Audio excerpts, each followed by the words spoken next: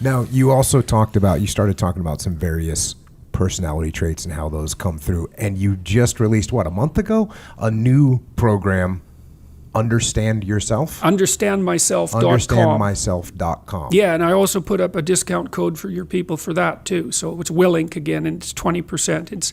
That would make it about $7.95, so it's pretty cheap. What you do is you answer 100 questions. The questions are pretty standard, like they've been derived from the standard scientific literature, partly from a test that I designed, that my students designed about in 2007, Colin DeYoung, who's now a professor at the University of Minnesota. And we statistically analyzed this question set so we could break out 5 major personality traits, and those are the standard traits that psychologists believe are reliable and valid, and they've been working on that since about 1960. And so that's extroversion, and that's it breaks into 2 aspects. So extroverted people are assertive and enthusiastic. It's the positive emotion dimension. They're talkative, and they like to be in social groups. They like to plan parties. They like to talk. And they're smiley and so forth. And then there's a negative emotion dimension, neuroticism, and people who are high in neuroticism that can be broken into withdrawal and volatility. And people who withdraw have a lot of anticipatory anxiety, so they might shy away from doing something. And volatile people are kind of touchy, they're easily set off. So agreeableness, agreeable people are compassionate and polite, and disagreeable people are tough and blunt. And so women are higher in agreeableness than men, and they're higher in negative emotion as well. Conscientiousness, which is the best long-term predictor of life success after intelligence. Conscientious people are dutiful, and so they're industrious and orderly. And orderliness is a good predictor of conservative political philosophy, by the way, or political affiliation, along with low. The last dimension is openness. And open people are interested in ideas, so that's intellect, and creative. And we call that open. It's openness to experience is the main trait, and the creativity trait is openness proper. So this report gives you a comparative description. So you compared to other people on all 5 of those dimensions, plus all of those 10 aspects, and that can help you understand who you are. And that's very useful, because one of the things you want to do in life is figure out what your temperament is, so that you can find a niche in the economy or in the social world that you're suited to. So like if you're an introvert, well, computer programming is not a bad idea, or accounting or something like that. But if you're extroverted, you've got to be out with people. And if you're high in negative emotion, you're going to want a job that's not too stressful and that's fairly secure. And if you're open, then you're an entrepreneurial or creative type. And if you're agreeable, you should be working with people. And if you're disagreeable, you should be working with things. And so, anyways, the reports detail all of that. And so then once people see where they fall out, they can kind of put themselves into a better position, like you said, a job that suits them, and that's going to be beneficial. Well, that's it. Obviously Well, that's beneficial. it. It's you do have a temperament. And there is a place for each temperament in the economy in the world, because otherwise they wouldn't exist. And so the issue is, what is your temperament? So if you're high in openness, you need to engage in something creative, because you won't be healthy if you don't. Because it's like if you're like a tree with different trunks, it's like that's one of the trunks. It might be the major one. You can't let that thing die, because it'll take a big part of it with you. And if you're disagreeable, say, you're a competitive type, and so you're going to need some of that in your life. And if you're conscientious, that's a really good predictor of military performance, by the way. Then you need a routine, and you need to be locked on to some task, because otherwise you'll consume yourself with guilt. So it's very important to understand who you are in that way, and it's also important. That's interesting, because I can tell you that's sort of the middle of the bell curve, and even like towards the higher end of the bell curve of military performers are people that can concentrate on the task. They're going to be relatively obedient. But when you get to either end, either high end, either the low end of bad performers, but also the high end are the people that know when to break the rules, that are slightly rebellious, Right. that will rebel, that will tell. One of the big ones is, I don't want to be surrounded by people that are telling me that I'm right all the time. I don't want my subordinates. I don't want to have people that are working for me that are going to, when I say go charge that machine gun nest, they say, okay, and they go do it. You might think that that's what I want. And that might be the overall perception of people in the military. I want a robot that's going to follow my orders. I actually don't. Mm-hmm. If I tell you to go charge that machine gun nest and it's going to get you and your men killed, I actually want you to say, hey, Jocko, that doesn't sound like a good plan to me. Let's do something else. Let's come around to the flank. So it's interesting that, you'll be good in that middle part and you might even get towards the higher end, but the guys that are really valuable in the military are the guys that also have that openness and that creativity and at the same time are able to discipline it and harness it so that they can conform when they need to. Right. Well, and they need to be which I actually had to do as I got older. When I first got in, I was the guy pushing the envelope. I had long hair, and so everything that I could do would maxed out to stay within the bounds of what we were supposed to be doing. And then as I got older, I realized that stuff's not important. What's important is that you're able to do your job good and you have creativity, not with how you have your stupid haircut, but in how you come up with a mission plan. Right. And that's where I expressed my creativity, not through pushing the envelope of uniform standards, which is what a lot of immature young military guys do. Right. Well, and the thing about the people who will stand up and tell you what they think is that they tend to be disagreeable types as well. And, you hear a lot about emotional intelligence in the business world these days, but emotional intelligence is really indistinguishable from trait agreeableness. And so agreeable people are polite and compassionate, and that's great, especially if you're taking care of people. But you want some disagreeable people around because they'll tell you what they think. And they're blunt. Well, isn't emotional intelligence, though, can't you be agreeable but not be able to read? I always think of it as me being able to read people. Like, I understand, that person's got this going on. That's their agenda is in the background. So even though I might be agreeable, but I'm also understanding where you're coming from. Well, I think that's what emotional intelligence is, if it's anything valid, but the tests that test it tend to correlate very highly with agreeableness. And so actually agreeable managers don't make better managers. Disagreeable managers make better managers. Well, they have to be conscientious as well. Because a disagreeable person who's conscientious is actually relatively easy to work for because they'll tell you what they think, but they'll do what they say. And they can make tough decisions, and you often have to make decisions that are somewhat harsh in order to move things ahead in the long term, right? Because if you're soft, it means you'll sacrifice the long term for the short term. Right. And if you're tough, but have your head screwed on straight, it means you'll make tough decisions in the present that might ruffle feathers and hurt people's feelings, but they make the medium to long term better. And so, no, that's absolutely true. I see that all the time, especially with younger companies. They go through that expansion phase, and all of a sudden they go through the retraction phase, and they got to fire people. Yeah, and they wait because the leader is too agreeable and too soft, and so they wait, and all of a sudden they're upside down financially, and it's a real problem. Yeah. Whereas if they would have been aggressive and said, you know what, here's the decision we got to make. I know it's going to hurt right now, but long term it's going to be good for us. We got to get rid of this division or this department or these people. And if they don't have the ability to do that, it really hurts them in the long run. Yeah. Well, that's the sacrifice of the future for the present, and that's generally a bad idea. The other thing with the Understand Myself system is that you can also use it to, like if you do the program and get your results and someone else does, someone you're close to, say, you can compare them. And that's really useful because you think you understand people, but you don't understand them as well as you think. So, for example, my daughter was fairly, well, she was quite ill, so it was complicated, but she was touchy, let's say, when she was a teenager.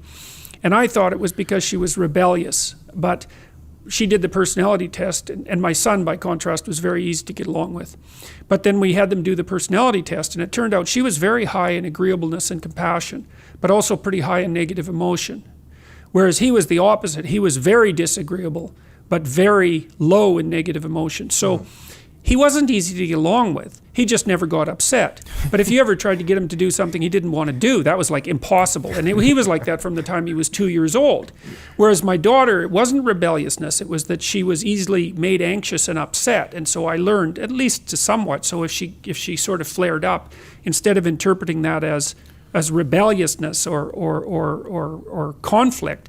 I just saw it as nervousness, and that helped a lot. You know, it didn't make me able to deal with it 100%, but it helped a lot. It was quite shocking to me because, you know, I thought I knew my kids, and I did, I think, but that was very useful. And then it was really funny because then as she started to date, she had every boyfriend she ever went out with take the personality test first. So I thought that was really comical. That actually worked out quite well. Well, the thing is, you know, you want to be. Are the boys not smart enough to like manipulate the answers? Well, they don't necessarily know what she wants. Yeah. So, you know, but I would at least assume like, okay, I'm going to try and sound agreeable, and I'm going to try. I remember I had to take psychological tests to, and this was in the 90s. They gave us one.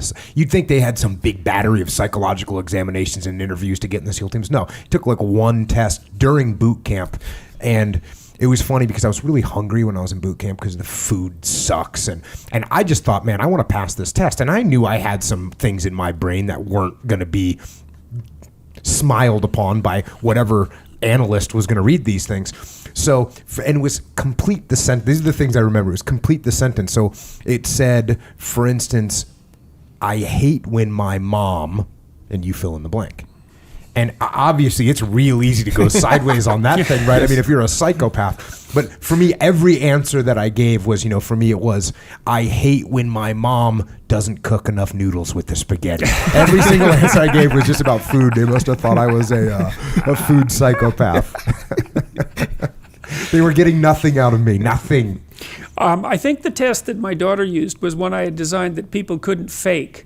So it wasn't quite as accurate with regards to the individual personality traits, but it was more difficult to fake good on, which is better for hiring people, for example. What kind of question can you not fake in? Oh, well, are you hardworking or are you easy to get along with? Yeah. Right. Are you creative or disciplined? Oh. Right. Dang. Or are you? Ouch. Yeah, exactly. Are you neurotic and anxious, or are you inhibited and now, awkward with people? Can you go in between? Is it a 1 to 10?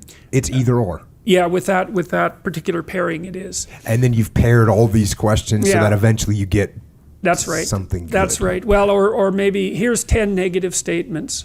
Which 5 apply to you most? People hate those particularly, but they're quite accurate. So we used those for personnel selection for a while. So for me, it would be, are you agreeable or disciplined? Hungry is my answer. Yeah. Now, before we close out, you also have the book Maps of Meaning. Yeah. And for those people that were expecting me to do the book Maps of Meaning on this podcast and review it in depth, there is literally no reason, because you have already done that online on YouTube and on your podcast. You go through in great detail, better detail than I would have been able to in one podcast, because you have a series of podcasts about Maps of Meaning. It's fascinating. It's awesome. Everything that you kind of touched on today is in there in great depth. And you know, there's many worshipers of Marduk out there now, thanks to you, and I'm sure that will expand. And if you want to get into that, the book is called Maps of Meaning: The Architecture of Belief. It's very interesting. I also like that you have you talk about some of your clients as, which, by the way, I didn't talk about you at all in the opening. I realized that about halfway through this podcast, that I didn't actually explain who you were. So is there anything you need to say about yourself that I should have said? I mean, what? Well, there's just the bare basics. Yeah, what are the bare basics? Just for I'm those a clinical psychologist. I've practiced for about 2.5 decades. I've done a lot of business consulting, as well as clinical work. I'm a professor at the University of Toronto in psychology, and my domains of expertise are personality assessment and neuroscience and the study of belief systems, like religious belief systems, and that's basically I have a family. I'm married and have been for just about 30 years, and I've got 2 kids and a new grandchild, and so and I've become somewhat notorious on YouTube over the last year, really. It's been that, and so that's been quite the bizarre trip, you might say. So everyone can go and explore that. Yeah, you're pretty... I guess the other thing I should say, because my publicist will be on my case if I don't, is that I have another book coming out, which is much more straightforward than Maps of Meaning, which is quite a technical book. And that book is going to be called 12 Rules for Life. Yeah, An Antidote to Chaos.